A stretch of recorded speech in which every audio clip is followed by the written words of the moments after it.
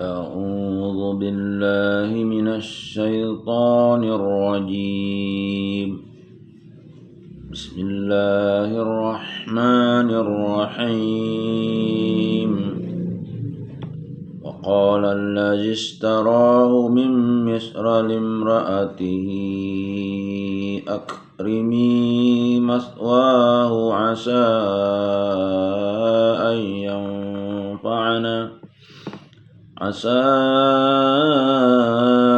ينفعنا أو نتخذه ولدا وكذلك مكنا ليوسف في الأرض ولنعلمه من تأويل الأحاديث والله غالب على أمره ولكن أكثر الناس لا يعلمون.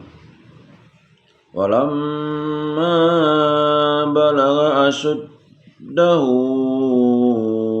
آتيناه حكما وعلما وكذلك نجزي المحسنين. وراودته التي هو في بيتها عن نفسه وغلقت الأبواب وقالت هيت لك قال معاذ الله إنه ربي أحسن مثواي إنه لا يفلح الظالمون. ولقد همت به وهم بها لولا أن رأى برهان ربه كذلك لنصرف عنه السوء والفحشاء إنه من عبادنا المخلصين. واستبقا الباب وقدت قميصه من دبر وألف يا سيدها لدى الباب قالت ما جزاء من أراد بأهلك سوءا إلا أن يسجن أو عذاب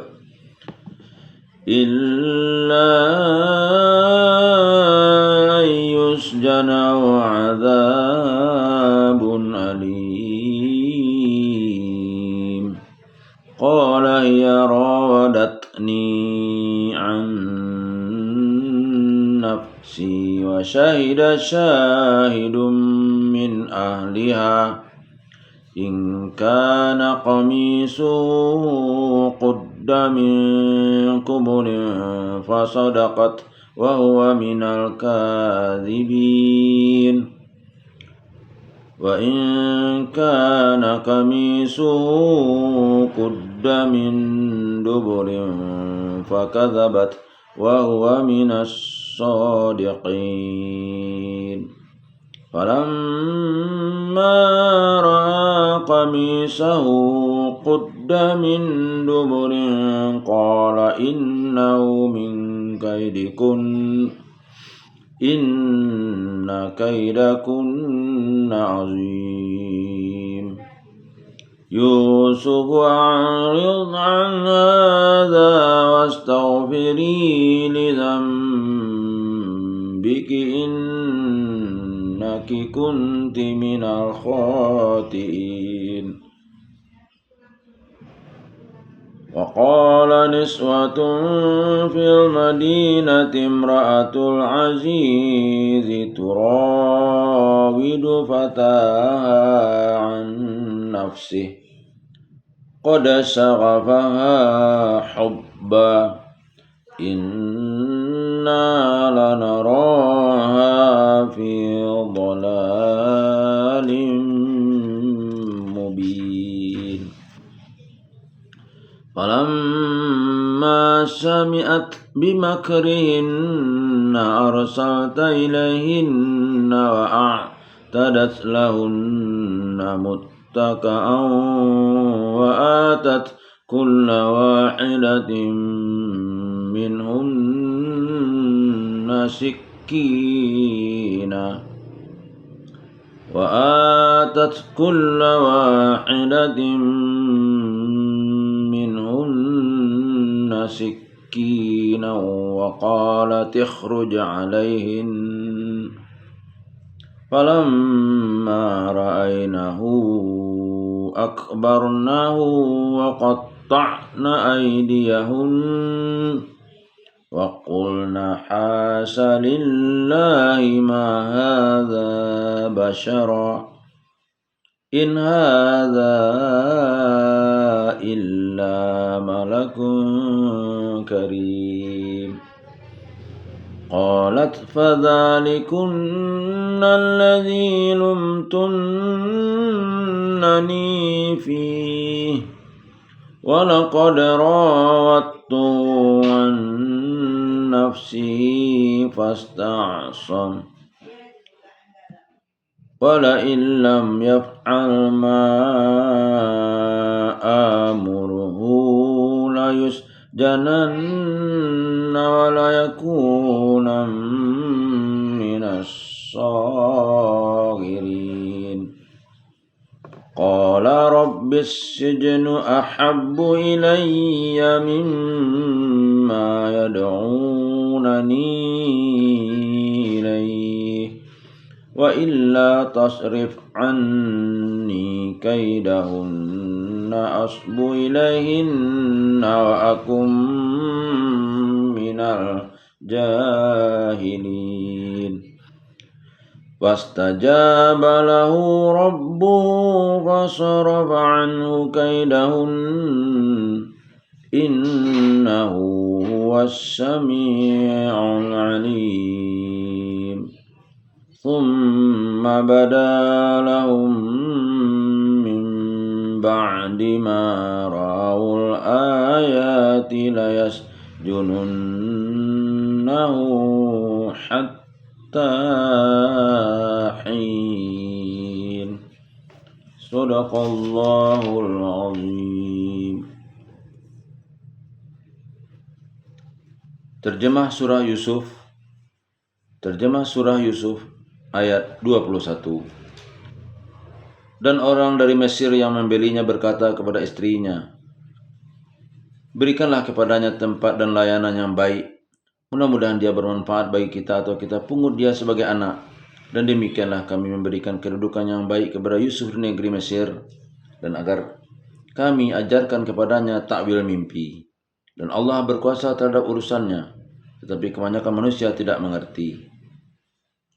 22. Dan ketika dia telah cukup dewasa, kami berikan kepadanya kekuasaan dan ilmu. Demikianlah kami memberi balasan kepada orang-orang yang berbuat baik. Hadis seputar ayat 21. Dari Abu Dzar radhiyallahu an, Rasulullah sallallahu alaihi wasallam bersabda, sesungguhnya kalian nanti akan menaklukkan tanah Mesir atau Koptik, maka nasihatilah penduduknya dengan kebaikan, karena sesungguhnya bagi mereka itu ada hubungan rahim dan perlindungan dengan kalian. Hadis riwayat Muslim. 23. Dan perempuan yang dia Yusuf tinggal di rumahnya menggoda dirinya, dan dia menutup pintu-pintu, lalu berkata, marilah mendekat kepadaku. Yusuf berkata, aku berlindung kepada Allah, sungguh Tuanku telah memperlakukan aku dengan baik. Sesungguhnya orang yang zalim itu tidak akan beruntung. 24. Dan sungguh perempuan itu telah berkehendak kepada Yusuf, dan Yusuf pun berkehendak kepadanya, sekiranya dia tidak melihat tanda dari Tuhannya. Maksudnya adalah ayat ini tidaklah menunjukkan bahwa Nabi Yusuf AS mempunyai keinginan yang buruk terhadap perempuan itu, tetapi godaan itu demikian besarnya sehingga sekiranya dia tidak dikuatkan dengan keimanan kepada Allah Subhanahu wa taala, tentu dia jatuh ke dalam kemaksiatan. Demikianlah kami palingkan darinya keburukan dan kekejian. Sungguh dia Yusuf termasuk hamba kami yang terpilih. 25. Dan keduanya berlomba menuju pintu, dan perempuan itu menarik baju gamis Yusuf lalu dari belakang hingga koyak, dan keduanya mendapati suami perempuan itu di depan pintu. Perempuan itu berkata, apakah balasan terhadap orang yang bermaksud buruk terhadap istrimu selain dipenjarakan atau dihukum dengan siksaan yang pedih? 26. Yusuf berkata, dia yang menggodaku dan merayu diriku. Seorang saksi dari keluarga perempuan itu memberikan kesaksian, jika baju gamisnya koyak di bagian depan, maka perempuan itu benar, dan dia Yusuf termasuk orang yang dusta.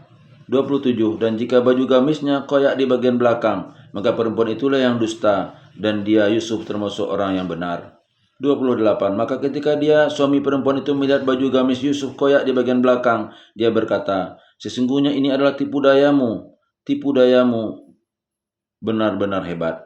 29. Wahai Yusuf, lupakanlah ini, dan istriku mohonkanlah ampunan atas dosamu, karena engkau termasuk orang yang bersalah. 30. Dan perempuan di kota berkata, istri Al-Aziz menggoda dan merayu pelayannya untuk menundukkan dirinya. Pelayannya benar-benar membuatnya mabuk cinta. Kami pasti memandang dia dalam kesesatan yang nyata. Hadis seputar ayat 25. Dari Abu Hurairah radhiyallahu an, Rasulullah sallallahu alaihi wasallam beliau bersabda, Allah Subhanahu wa taala berfirman, apabila seorang hambaku berniat melakukan suatu kebaikan, maka akan dicatat baginya satu pahala baginya. Lalu jika ia mengerjakannya, maka akan dicatat baginya dengan 10 kali lipat pahala yang semisal dengannya. Dan jika hambaku meniatkan suatu keburukan, namun tidak melakukannya, maka akan dicatat baginya satu pahala. Sesungguhnya dia meninggalkan keburukan itu hanyalah karena aku semata. Lalu apabila dia melakukannya, maka akan dicatat sebagai satu kesalahan saja. Hadis riwayat Bukhari. Ayat 28. 1. Dari Usamah bin Zaid radhiyallahu anhu, Nabi sallallahu alaihi wasallam bersabda, aku tidak pernah meninggalkan ujian yang lebih berat selain ujian laki-laki terhadap wanita. Hadis riwayat Bukhari. 2. Dari Sa'ad radhiyallahu an, Nabi sallallahu alaihi wasallam bersabda, 3 kebahagiaan laki-laki yaitu wanita yang solihah, tempat tinggal yang nyaman, dan kendaraan yang baik. Sedangkan kesengsaraan laki-laki adalah wanita yang jahat, tempat tinggal yang tidak nyaman, dan kendaraan yang tidak baik. Hadis riwayat Ibnu Hibban. 3. Dari Sahal bin Sa'ad radhiyallahu an bahwa Nabi sallallahu alaihi wasallam bersabda, jika ada tempat pesimis itu adalah pada kendaraan, wanita, dan tempat tinggal. Hadis riwayat Bukhari. 4. Dari Abu Hurairah radhiyallahu an, Nabi sallallahu alaihi wasallam bersabda, berwasiatlah kepada wanita-wanita karena sungguhnya ia diciptakan dari rusuk, dan rusuk yang paling bengkok adalah yang paling atas. Jika engkau memperbaikinya, ia akan patah. Jika engkau membiarkannya, ia tetap bengkok. Oleh karenanya berwasiatlah kepada wanita. Hadis riwayat Bukhari.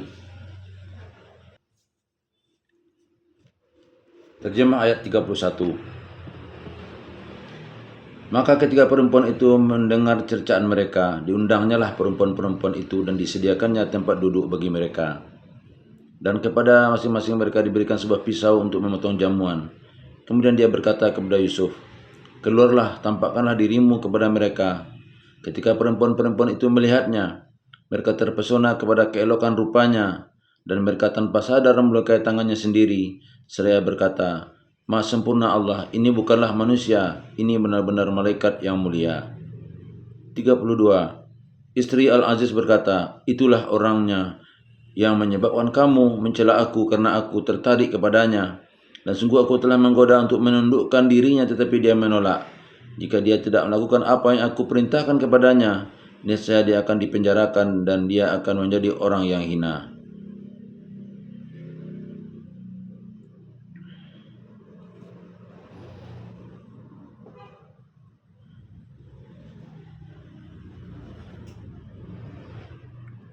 Yusuf berkata, wahai Tuhanku, penjara lebih aku sukai daripada memenuhi ajakan mereka.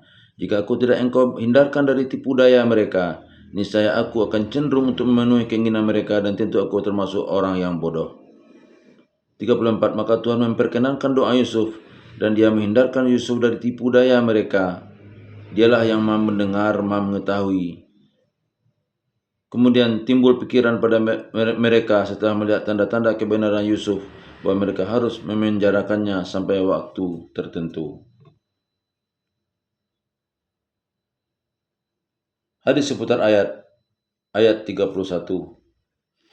Dari Abu Sa'id radhiyallahu an bahwa Rasulullah shallallahu alaihi wasallam berkhutbah, sesungguhnya dunia adalah lahan yang hijau dan manis, dan Allah menjadikan kalian mengelola di dalamnya. Maka Allah akan melihat apakah yang akan kalian kerjakan. Ketahuilah, takutlah kalian terhadap tipu daya dunia, dan takutlah kalian terhadap tipu daya wanita. Hadis riwayat Ibnu Majah. Ayat 33. 1. Dari Aisyah radhiyallahu an ia berkata, aku mendengar Rasulullah shallallahu alaihi wasallam bersabda, siapa saja yang bernazar untuk berbuat taat kepada Allah, maka hendaklah ia taati nazarnya itu. Dan siapa saja yang bernazar untuk bermaksiat kepada Allah, hendaklah ia jangan berbuat maksiat. Hadis riwayat Nasai. 2. Dari Abdullah radhiyallahu an Rasulullah shallallahu alaihi wasallam bersabda, sesungguhnya seorang hamba saat berbicara dengan sebuah perkataan dan ia tidak memperdulikan perkataannya itu, niscaya itu akan memasukkannya ke dalam neraka yang kedalamannya sejauh antara timur dan barat. Hadis riwayat Bukhari dan Muslim. Billahi taufiq wal hidayah. Assalamualaikum warahmatullahi wabarakatuh.